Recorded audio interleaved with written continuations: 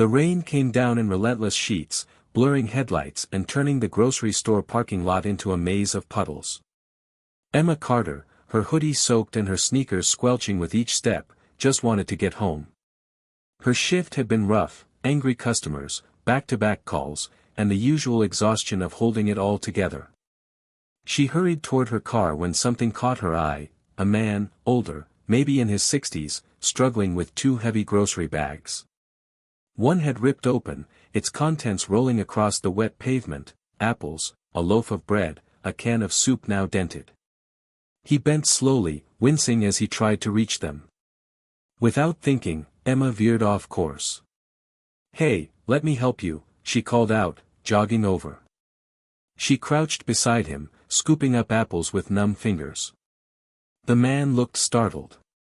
"Thank you. I didn't think anyone would stop." Emma smiled, pulling a canvas tote from her own shopping bag.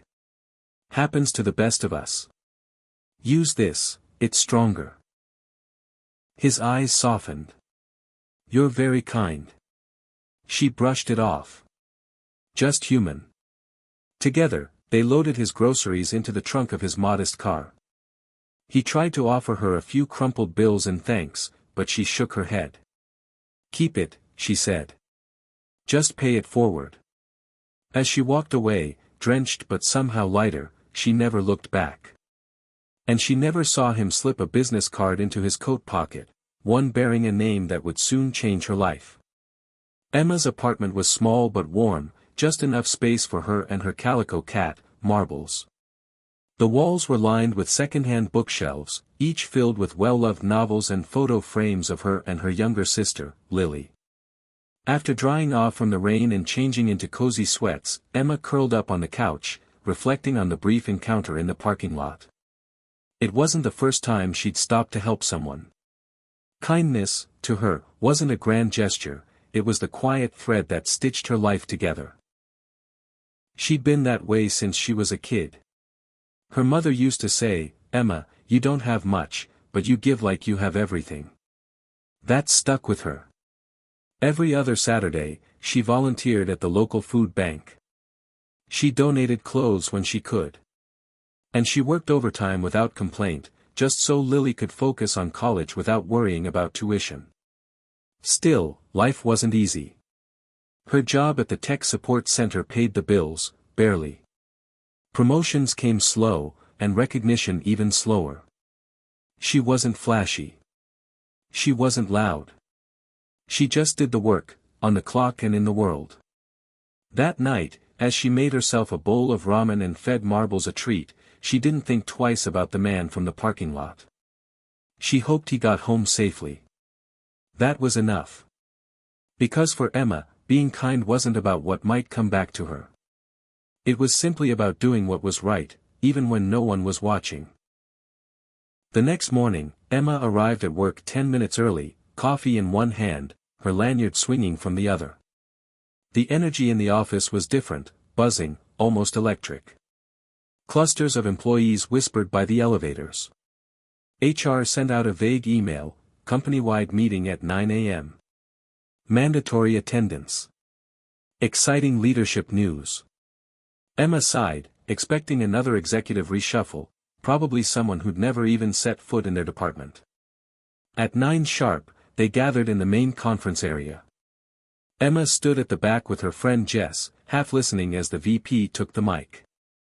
"As you all know, our company is entering a new chapter," he began. "And today, we welcome someone whose vision and heart align perfectly with our future." Emma sipped her coffee, distracted, until she heard the name. "Please join me in welcoming our new CEO. Mr. Jonathan Reed." Applause filled the room, but Emma choked mid-sip. Stepping into view. Wearing a tailored suit, polished shoes, and a calm confidence, was the man from the parking lot.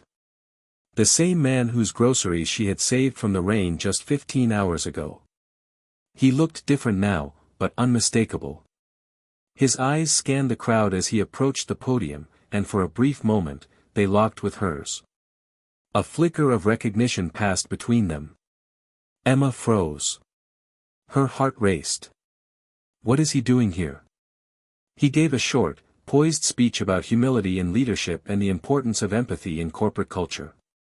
It was everything most CEOs never said, and yet it felt deeply personal. As he concluded, he paused.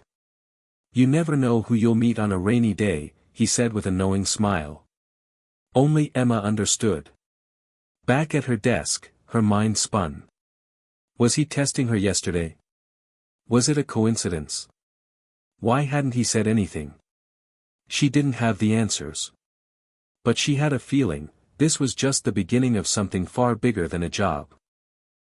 Emma tried to lose herself in her work, but her mind couldn't focus. Questions swirled like a storm. She kept replaying that moment in the parking lot, the rain, the groceries, his quiet gratitude. How was I supposed to know he was a CEO? Just after lunch, her desk phone rang. "Emma Carter, please report to the executive floor. Mr. Reed would like to see you." Her heart dropped. She stood slowly, nerves buzzing in her fingertips. The walk to the elevator felt like a dream. Each ding of the rising floors made her stomach twist tighter. The executive floor was all glass and silence. A receptionist smiled and motioned toward a large corner office. She stepped in. Jonathan Reed was seated at a modern desk, framed by a skyline of Seattle behind him. He looked up and stood as she entered, offering a warm smile, not the rehearsed smile of a CEO, but the same gentle one from the rain. "Emma," he said, motioning to a chair. "Please, sit." She hesitated, then lowered herself cautiously. "You probably have questions," he began. "So do I. But first, thank you." She blinked. "For what?" "For treating me like a person." Not many would have stopped. Not many did. He leaned forward, his expression serious. "I was deliberately dressed down yesterday. It was my first day in the city before assuming this role. I wanted to see the people, the real people who make this company run. Not from a file. Not from a boardroom. But face to face." Emma was speechless. "I watched how you helped without hesitation," he continued. "You didn't know who I was. You didn't ask for anything. That struck me. It reminded me what real leadership looks like: service, empathy, humility. You embody that." He smiled, then added, "That's why I'm asking you to lead our new internal culture initiative. I want you to help me make kindness part of how we do business." Tears welled in her eyes, but she nodded, stunned. "You changed the course of my first day here," he said softly. "Let's change the course of this company together." And just like that, Emma's world opened wider, not because of status or power, but because she had led with heart, and someone had finally seen it. Weeks turned into months, and Emma's world began to shift, not in flashy, dramatic ways, but in meaningful ones. Her new role gave her a voice she never imagined she'd have. She worked directly with Jonathan and a small team to reshape the company's culture, prioritizing employee well-being, gratitude programs, and community outreach. Her ideas, once scribbled in a worn notebook during quiet lunch breaks, now helped guide boardroom discussions. But Emma never changed. She still smiled at the janitor in the hallway. Still brought extra sandwiches for anyone who forgot their lunch.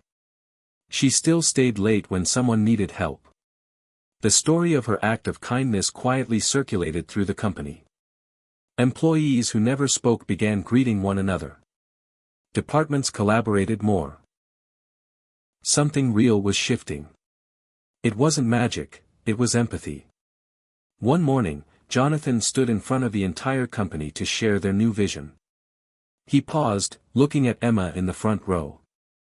"It started with a small act," he said. "In a parking lot, in the rain. One employee showed me what leadership truly looks like, not from a title, but from compassion." Emma's cheeks flushed, but her heart swelled. Outside of work, her life began to blossom, too. Her sister graduated debt-free, thanks to a surprise company scholarship Jonathan arranged anonymously. Emma never sought credit, she only ever gave it. She had no idea that one moment of kindness would change her life. But it did. And as she walked through the office halls each day, she smiled, knowing that sometimes, the smallest act can open the biggest doors. Because kindness never goes unnoticed, it just waits for the right moment to return.